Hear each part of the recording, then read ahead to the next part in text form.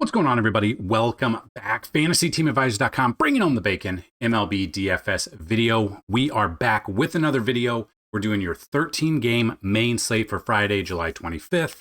Very close to having some fun with NFL in about a month and a half. We're very excited, but you guys, you're not here for that. You're here for baseball. And if you've never been here before, you're in for a treat because we go through each game on this slate. We're going to look at the pitchers. We're going to look at top 3 to 5 bats we like at each team in each game. We're going to use outlier.bet to use that. If you want to use what we are using on the screen, the link to sign up is in the description of this video, along with everything else that you may need. We also have giveaways every single day. Here are the 2 ways you guys could win right now. You got to like this video, you got to be a subscriber to this YouTube channel, and you got to leave a comment for the comment picker to pick you up. You do that, and this video gets a minimum of 50 likes. You'll have a shot at a free week of FTA+. That's a week of MLB, NASCAR, PGA, and MMA. Obviously, once NBA and NFL come back, we've got all the sports for free or for $10 if you guys sign up. If this video gets at least 100 likes, a chance at a free month, 150 likes, a free year, 200 or more likes on this video, a chance at a lifetime pass. The second way to win, somewhere in the video, there'll be a keyword or a key phrase. Look for it, be on the lookout, maybe listen, type it in, and have a second shot at a free week.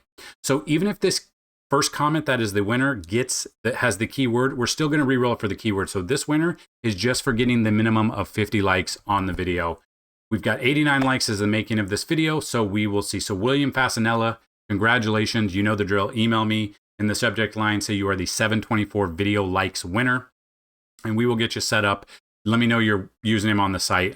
I know you have an account, so we'll get you set up for your free week on top of everything else that you already have. Now, the keyword was toddler, but we are going to re-roll it here just to see. So he does have a chance to win. He is one that has won multiple times and won on the same day as well. Shakir, I date a toddler mom. Not what I was expecting as a comment, but congratulations. I don't know if you've ever won. So if this is your first time, good luck to everybody else next time, and congrats. Email me with the subject line. The email is dfshelp1@gmail.com. But email me with the subject line, the 724 keyword winner, and let me know if you have an account on our site. If you do not, you just need a username, email, and password, and we'll get you set up straight away, and you'll have your access there. So we've got MLB this weekend, NASCAR, PGA is started Thursday, and then we've got MMA as well. So like I said, we are going to use Outlier to do everything on here, which we're very excited about. So if you've never been here before, we've already done 10,000 simulations in the background. We do 20,000 a day. That's about an hour or two before first pitch of the main slate. We do our 20,000 simulations and update projections in sim. After that, and we go through all 13 games, we're going to do our matchup tool. So all of the batters that have a 10 out of 10 matchup rating through 10,000 simulations. Then we'll do our Pitches Be Crazy segment where we'll talk about it, and then we'll do our Makin Bacon. So people that do sports bets, they will be there. So stick around. You can check the chapters out, click around if you want, but helping out the channel by just watching the entirety of the videos, maybe a couple of times a day. Make sure you leave that comment in there so you can win, but it also helps us with engagement. And share the videos, Twitter, Facebook, X, whatever we call Twitter now. Let's have some fun with it. So here's what we're going to do. We're going to look at Colorado, Baltimore first. But before we get into it, let's look at the ballpark factors because a lot of people, you like to see if there's rain, wind, or what it's doing. We do have a little bit of weather concern between the Dodgers and the Red Sox. The Cubs and the White Sox. Cleveland at Kansas City look to be the ones that we need to focus on. Whether or not the rain will be out of the way by then, we'll see. We're looking at ballpark factors. If the rain, let's just say the rain is not a concern. Yankee Stadium, Phillies at New York, it's blowing out to right center. 47% chance of home runs in that game. You've got Great American Small Park, Tampa Bay at Cincy. Wind is blowing directly out. It's hot, it's humid, 40% chance of home runs. You've got, we've got Guaranteed Rate Field, Cubs at the White Sox. Wind is blowing in, but it's got a 22% chance of home runs. American Family Field, Miami at Milwaukee, 27% chance of home runs. We then have Oriole Park, Colorado at Baltimore, 16% chance of home runs. Fenway, Dodgers at Boston, 13% chance of home runs. And Angel Stadium, Seattle at the Angels, 12% chance for home runs in those games. So that being said, we are looking at the first game on the slate. Let's rock and roll. So we got Dean Kramer versus Kyle Freeland. We've got Colorado at Baltimore. It's not in Coors, so that's always a plus. So you got Dean Kramer coming in. Now, Colorado strikes out the most out of any team, so that's always a plus. You see splits-wise Dean Kramer when he pitches at home. He does have a worse ERA or a better ERA of 2 compared to 5.37, and he gets to go up against the worst team in the history of baseball at the end of the season, most likely. That is a plus there. Coming off back-to-back 20-plus fantasy point games on DraftKings, what we're looking for is target 25 to 30 per starting pitcher. On FanDuel, 40 to 50 is what you're looking for. So Dean Kramer's in a great spot there. Then you got Kyle Freeland. Comes in with a 5.19 ERA, has not faced Baltimore this year. On the road, he's still got a 4.53 ERA compared to the 5.98 at home, which is expected. Game log wise, like he's done okay for his price, but I still don't trust him in cash. You always can throw one of these pitchers in for tournaments, but I just don't trust him in cash. So what we're going to do is, let's say if I'm taking a pitcher in this game, most likely it is Dean Kramer, but let's just look at bats on both sides. Colorado, Mickey Moniak's the only one with a home run. Against right-handed pitching, like if you were to twist my arm, Tyler Freeman batting 352, I would look at. Mickey Moniak batting 281 against righties. Hunter Goodman, 290 batting average. And if you think they're going to have just a full-on stack against Dean Kramer, you could look at Ryan McMahon batting 221 with 14 bombs. He does hit righties better. Could be there. And Tovar, I don't mind Tovar. 3 home runs there. Only batting 259, but that is its over league average. If we look at Baltimore bats against Freeland, no one's hit a home run, but against lefties, like they don't hit lefties as well. So this is where I'm telling you, 5,500 for him could be sneaky. I mean, Jackson batting 400 and 5 at bats, I don't count that. Urias batting 277 with 2 home runs. Mullins batting 276 with 3 bombs. Like, you want to get crazy? I don't mind Kyle Freeland for tournaments just because of his price is so low, and Baltimore overall, they do not hit lefties as well. But again, it's Kyle Freeland. His ERA is skyrocketed up there on the road. So it's always something to look at. So the second game, we've got the Phillies at the Yankees. You got Will Warren versus Taijuan Walker. Will Warren, 7,300, averaging 13.6, not ideal. Coming off back-to-back really bad starts, one against Atlanta, one against the Cubs. Splits-wise, when he pitches at home, he does have a better ERA. So he's got a 3 ERA at home. He does have strikeout potential. He is going up against the Phillies. The Phillies, they strike out, but they're not in the top 5 teams of strikeouts. He does have a 5 ERA. The Yankees' defense behind him has looked atrocious all year, even though Aaron Boone says that they're really good defensively. They have 14 errors against the Blue Jays just this year. It's bad. Taijuan Walker, on the other hand, we just stacked against him. We stacked the Angels against him. Gave up 3 earned runs. Didn't do a ton. Only got 5 fantasy points. To be honest with you, I don't like either pitcher. I think, especially with the wind blowing out, I think I'm mainly focusing on let's see what we can get out of both of our bats, or both sides of the bats here. So honestly, at the moment, through 10,000 sims, I want nothing to do with the pitching. Phillies against Will Warren, really, they have not seen him much. Against right-handed pitching, Real Muto batting 312 with 5 bombs. I'm okay with that. Kepler batting 208 with 10. I'm okay with that. Obviously, there's Bryce Harper. There's Kyle Schwarber. Like, those guys were made to hit in this ballpark. Bryson Stott. Like, I think this could be a high-scoring game. Trey Turner. Like, I'm looking at everyone in this lineup almost for the Phillies. But at the same side, I'm looking at the Yankees bats as well. Goldie does have a home run against him. Aaron Judge has 4 home runs against Taijuan Walker. He just sees the ball very well out of his hands. So that's one definitely you're looking at. You also have Bellinger as well. So the bats I would look at just right off the bat, I'm looking at Judge, I'm looking at Belly, I'm looking at Trent Grisham for sure. Jazz is in there, Stanton is in there. Probably the only ones I'm not like loving at the moment, I'm probably not looking at Vivas or Peraza or Dominguez or Volpe. But other than that, whoever's in this starting lineup, I would be looking at them for sure. And you kind of got to see which lineups come out. So I'm probably avoiding the pitching just with the way the weather's going. The wind is blowing out.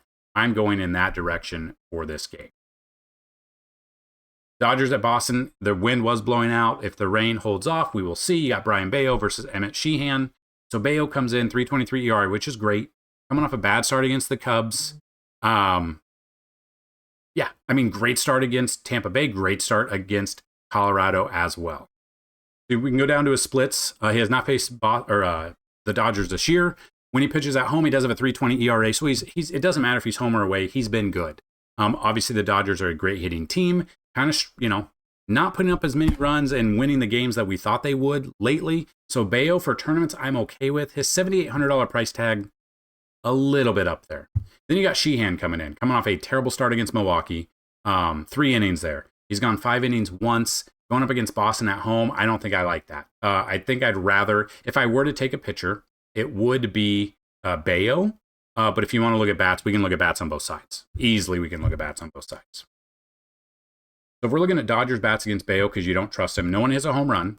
But I mean, Ohtani obviously is always in there. You can see Will Smith batting .328 with 10 bombs. Freddie Freeman, if he's in there, batting .320 with 7 bombs. I would obviously look at Ohtani as well for my top 3.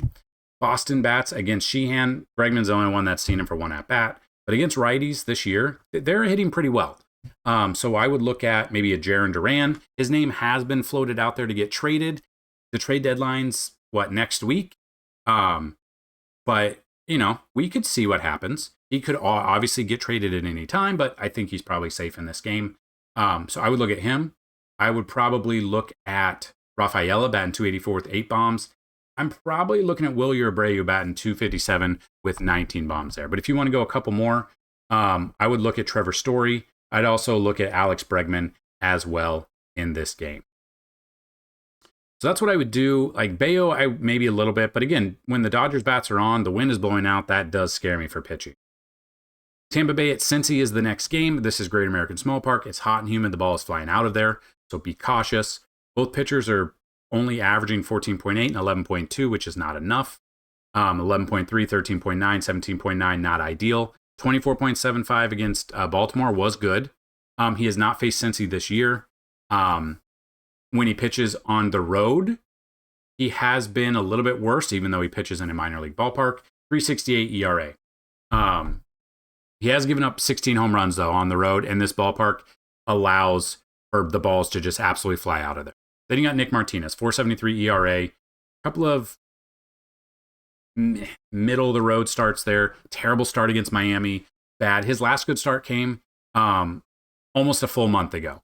You look at his splits. He has not obviously faced Tampa Bay this year, but if you look at him at home, he does have a 4.68 ERA. That is up there. I'm avoiding the pitching in that one. I am going 100% bats. I think the ball could fly out of here. As long as the weather holds up and it's just windy and the ball flying out and it's hot and humid, give me the bats all day. Tampa Bay against Nick Martinez. Matt Thaiss is the only one, or Tice is the only one with a home run. But then we look at this. It's hard to kind of narrow him down, but if you want to go a full stack, I am okay looking at Aranda batting .324 with 11 bombs. I'm okay with Diaz batting .303 with 11 bombs. Mangum batting .321 with 2 home runs. Always want to get Chandler Simpson in there. He's got some speed on the bases, batting .306 against righties this year. A couple more I'd look at. I'm probably looking at, something tells me in my down to my plums, Danny Jansen hits a home run today if he starts. I don't know why, but feel it in my plums. So I would go there. Since he bats against Littell, no one has a home run, but against righties this year, they are batting very, very well. I would look at Ellie batting .300 with 13 bombs. I would look at Noelvi Marte batting .317 with 6 bombs. Probably looking at TJ Friedel batting .277 with 6 bombs, and a couple more. Will Benson would be a cheap option, and Trevino batting .290 with 3 home runs. Either Trevino or Stevenson, whichever catcher is there, I don't mind either of them. But I am going to avoid the pitching in this one. I do not trust it whatsoever. We got Toronto at Detroit. Cloudy, but we should be good. We got Jose Barrios versus Keider Montero. So Barrios comes in, not really doing much lately. Against Chicago White Sox, a team you're supposed to do well against, 20.5. That's great. You look at splits. He's faced Detroit once this year, went 6 innings, 2 earned runs, 4 Ks. Did get 11.5 fantasy points, so not enough. He didn't do enough in that game. When he pitches on the road, he does have a 3.34 ERA to go along with a 3.87 ERA. So we look at that. His whip is kind of up there. His strikeouts are there. So he's on the fringe of a pitcher that I would take. It would only be tournament, though. It would not be cash. Then you got Montero. Game log wise, he's, it's been forced. He has not gone 5 innings since July 7th, where he went 6 innings. When you look at his splits, he has not faced Toronto this year. And when he pitches at home, he does have a 3.89 ERA. So you could look at him a little bit for tournaments because he is only 6,200. But the whole game log thing, like 7-7, he got 20.5.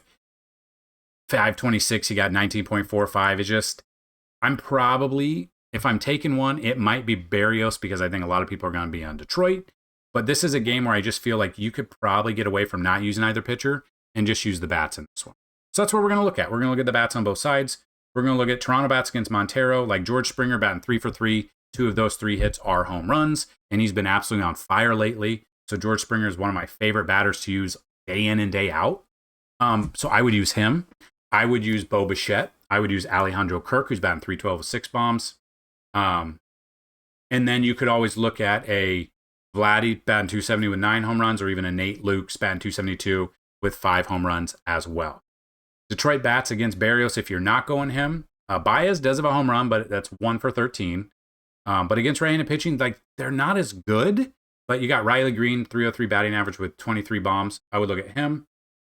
I'd probably look at Colt Keith batting 269 with 8 bombs, and Dylan Dingler batting 265 with 6 home runs on that side of the ball. San Diego at St. Louis is another one. We've got Nick Pivetta versus Miles Mikolas, or Mikolas, I'm not sure. But yeah, the keyword of the day is going to be defense for Aaron Boone. Idiot. You got Pivetta coming in, 2.81 ERA. He's, done very well this year where we need him. We look at splits. He has not faced St. Louis this year, but on the road, he does have a 3.78 ERA compared to a 2.07 at home. He is 10,200, which does scare me a little bit. It is kind of up there in price, so I'm a little bit weary on that, but you never know. In his career, he's only faced the St. Louis Cardinals 27 plate appearances, a 136 batting average, and 33.3 K percentage. So those numbers are great. The price is a little bit up there. Basically, with that, you need 25 to 30, which he is very capable of doing. We get that. Just depends on what St. Louis offense is going to show up. Then you got Mikolas here, 5.20 ERA. He's another one that I think they probably should DFA like they did Eric Fetty-Wap, but they have not yet. Comes in with a 5.20 ERA, 1.4 against Arizona, which Arizona is a good hitting team at home. You look at Mikolas here at home, a 4.19 ERA, so that is up there. And we do know, or if you guys have been with us before, you know that the Padres hit righties better than left. So I'm off of Mikolas. I will have some exposure to Pivetta. So if we look at San Diego against Mikolas, you can see there's been success. Machado has 2 bombs. Diaz has a home run. I don't know if I'd use him, but he does have a home run. But against right-handed pitching, Tatis batting 278 with multiple home runs, I would look at. I would look at, obviously, Machado batting 295 overall and has had success against him. I would be looking at a full stack here, so I'm looking at Jackson Merrill, Gavin Sheets, probably Luis Ariz. This just has the making of, I want multiple different San Diego stacks, so I'll have those guys, but I will mix it up. I will wait for the lineup to come out. I will have some sort of just complete stack with almost every batter, except I don't know if I would look at Maldonado if he starts. I'm probably off Maldonado, and I'd probably be off Tyler Wade and Brooks if they are starting. But anyone else, I think, is game for me to use in that one. Then Cardinals bats against Pivetta. If you're not going Pivetta, Alec Burleson batting 310 against righties this year. I would look at him. Brendan Donovan batting 327. Nolan Arenado, maybe. That might be it. You could always throw in maybe a Jordan Walker or Victor Scott, but I don't know. I think I'd rather take Pivetta and the San Diego Padres bats. So we are on the back stretch here. We got the Cubs at the White Sox. You do have rain concern. Amanaga versus Hauser. Give me Amanaga. Give me the Cubs offense. PCA, Seiya Suzuki. If the weather holds up, just give me pretty much that entire offense. Yeah, we don't really need to break this game down. I want nothing to do with Hauser. You could throw him in tournaments, but I'm not going to, and I'm not looking at the White Sox stat or offense at all. And this is where I'll tell you if I'm right or wrong. I'll let you know. But I'm on Amanaga, and I'm on the Cubs offense 100%, no doubt about it. Not even going to blink to even think about the other side. So we got Nate Eovaldi versus Joey Wentz. Now we did throw in Joey Wentz in his last start against the Yankees. If it loads. It was only because he was a little bit cheaper. He didn't do much. He went 4 innings, and we kind of knew he doesn't go deep into games. He doesn't go 5 innings, so it's very hard to want to take him. Splits-wise, he has faced Texas once this year, minus 4.8, 1 inning, 2 earned runs, 3 walks, no Ks. Obviously, I don't think that is likely to happen again, but I don't trust Joey Wentz. I would rather take Texas bats. And I would look at Eovaldi coming off 3 great starts. The last one, 31 fantasy points there before the All-Star break. So it has been a minute. So he was scratched last weekend due to his back. That's the only problem. It's been that long since he's pitched. He's 9,600. His back might be a problem, but he's got a 158 ERA. So those numbers are great. We love to see those numbers. The only problem is I'm a little bit scared if his back locks up on him again and then he's out. That's definitely something to monitor. But that's the pitcher I would take in this one. But if you're going to take neither pitcher and you want to look at offenses, Texas bats against Wentz, like Ezekiel Duran has a home run, Josh Young has a home run, Josh Smith has a home run, and Adolis Garcia. They all have home runs. Against lefties, though, they don't do as well. Josh Young batting 253 with 4 bombs I would look at. Corey Seager batting 264 with 7 I would look at. Like these numbers aren't great, but I think they get to Wentz quickly, and then they get to the bullpen. And then all hats are off in that one. So I would look at Young, I would look at Seager, I would look at Smith. I'd probably look at Wyatt Langford as well, because I don't think Wentz is going to be in this game much. Then the Braves bats against Eovaldi. Acuna, 1 home run against him. Okay. Against righties, though, this team does hit very well. So if you think his back's going to tighten up again, he's going to leave, and then it becomes a bullpen game. And we know Texas, their offense and bullpen, I don't know how they won the World Series a couple years ago. Doesn't make any sense to me, but here we are. Bats I would use, Acuna. I would use Ozuna. Probably look at Albies, who's been kind of heating up when we've used him lately. I would use those 3. But I think overall, as long as his back does hold up, I would go Eovaldi there, and probably the Texas bats against Wentz, and if the bullpen has to come in early. So then we got athletics at the Astros. You got Jeffrey Springs versus Ryan Gusto. Springs comes in. Why is it doing? Really didn't do anything against Cleveland. Did very well against Toronto. Middle of the road here. And he's very up and down here. Luckily, he's not pitching at home. At home, he does well as his splits. He's worse on the road, which is wild. And Houston can hit lefties. So I'm off of Springs. And then you got Gusto coming in. He is non-hit value. 616 was the last time that he hit value, and it was against this team. So he did well against them. 22.85. So if I'm using one, it's probably Gusto at 6,600, especially if he could replicate what he was able to do in that game there. Where are the bats? Oh, it's not up here yet because it's not 100% confirmed yet. Let's see. Oh, it's not been confirmed that it is Gusto. So if it is Gusto, in fact, then I would use him. Bats that I would use in this game here against Springs, Altuve. Mauricio Dubon, if he is in there. Let's just look at that, Astros bats. Yeah, they've got so many guys on the IL. It's crazy. I would look at Altuve. I would look at Christian Walker. I would look at Bryce Matthews, who could be a cheap option. Yainer Diaz, if he's starting. Those would be the ones that I'd look at there. If it is Gusto or if it's somebody else and you want to go athletics, probably looking at Butler, Soderstrom, and Brent Rooker. Maybe throw in Jacob Wilson as well. So that's what we got there. I don't know if it's 100% Gusto, so we don't know. Washington at Minnesota is next. You got Mackenzie Gore versus Zebby Matthews. Gore, he does have multiple different 13-plus strikeout games, the first of the year, and then back on April 19th.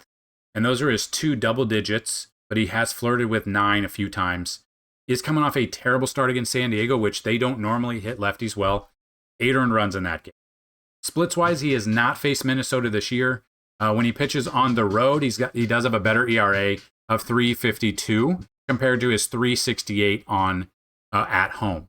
So we do see that, but Minnesota, they can hit lefties. Then you got Zebby Matthews. Really hasn't hit value that we need. Going up against Washington, I don't trust that. When he pitches at home, he does have a 4.50 ERA. So if I am using one, it would probably be Mackenzie Gore, but I think I'd rather just focus on the offenses tonight in this game.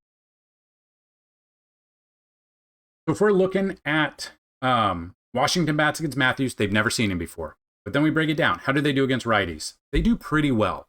So if I'm using ones, I'm looking at James Wood. I'm looking at Nate Lowe. He's got multiple home runs, batting 243 against righties this year. I would look at Josh Bell, who'd be a cheaper option. Those would be my three. If you want to go a full stack, CJ Abrams is another one, and kind of like Brady House to be a cheaper option if you need a full stack.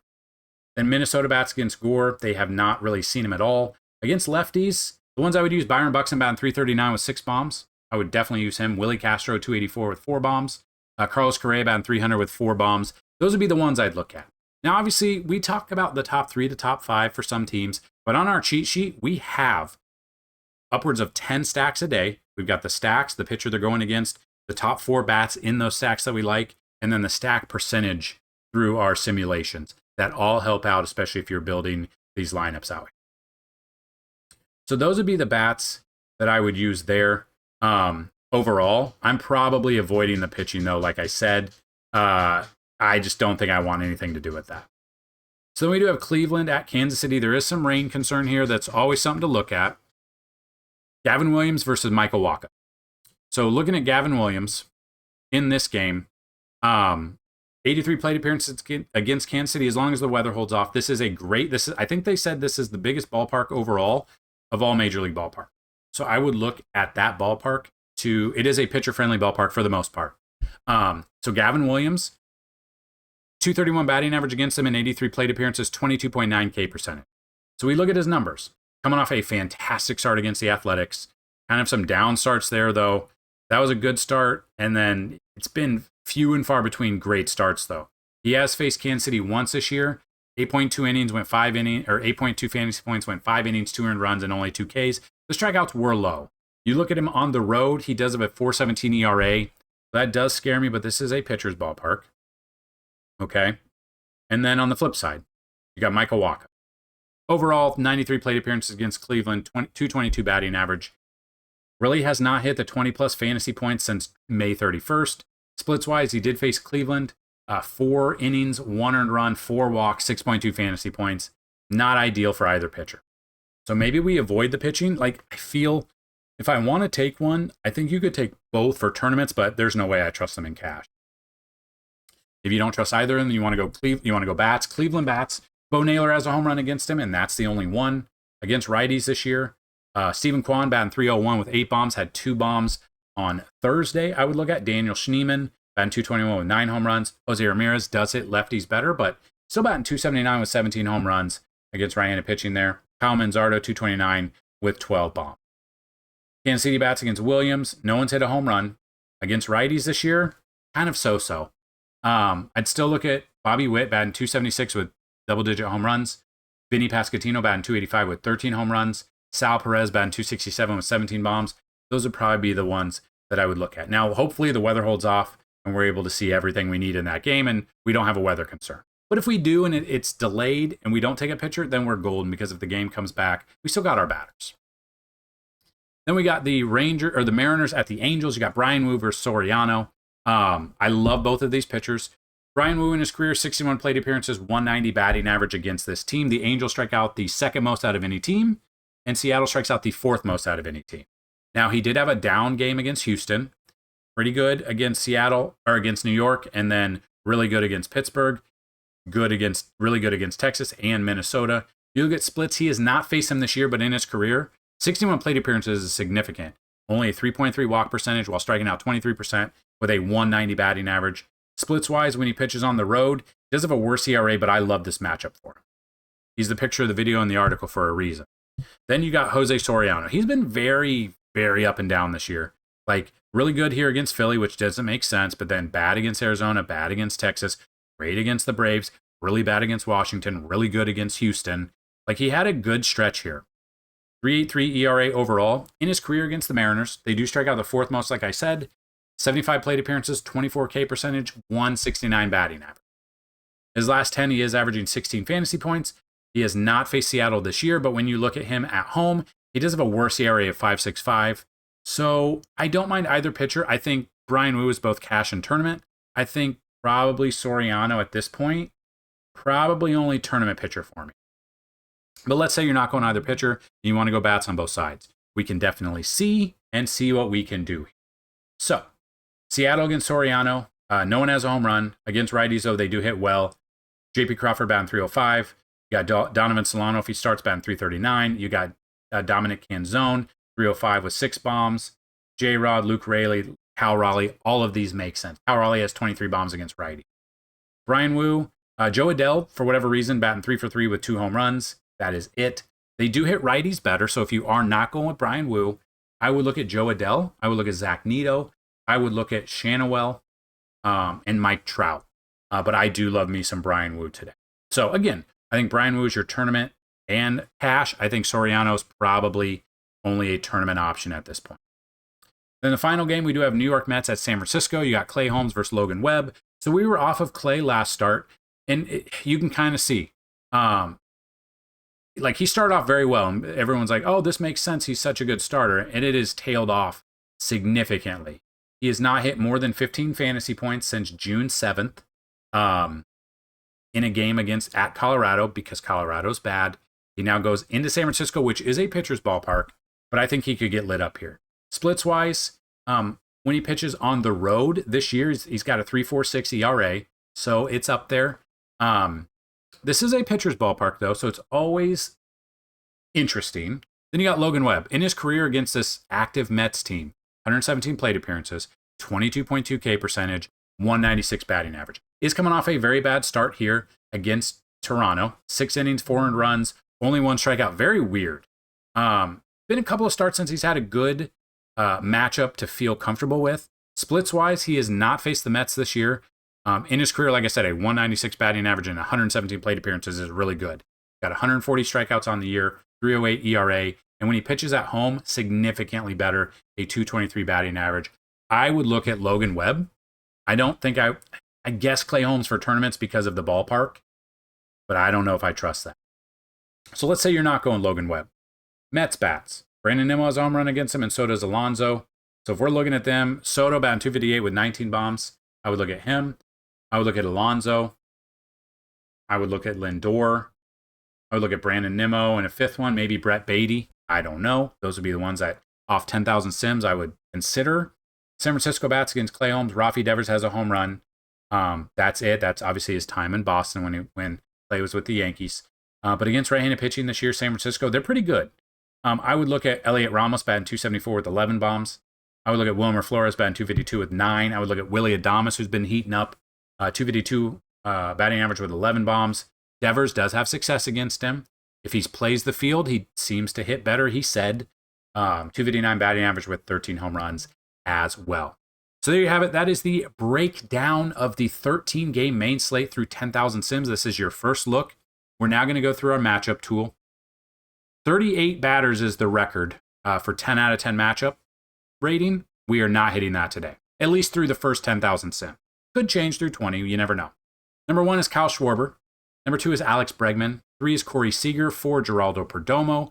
5 is Fernando Tatis Jr. 6, Junior Caminero. 7, Alejandro Kirk. And 8, Luis Ariz. Now, we do have a ton of 9s. If you guys want to see this, this will be updated under the MLB tab and under the matchup tool right here. So that's your matchup tool. Now we're going to look at we're going to look at the pitches be crazy. So what we're doing is we're looking at the bottom 5 teams that strike out the most and then the opposing pitchers.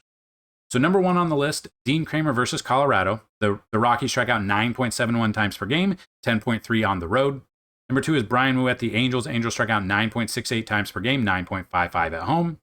Number 3 is Emmett Sheehan at Boston. Boston strikes out 9.05 times per game, 7.98 at home, and I don't trust Sheehan much.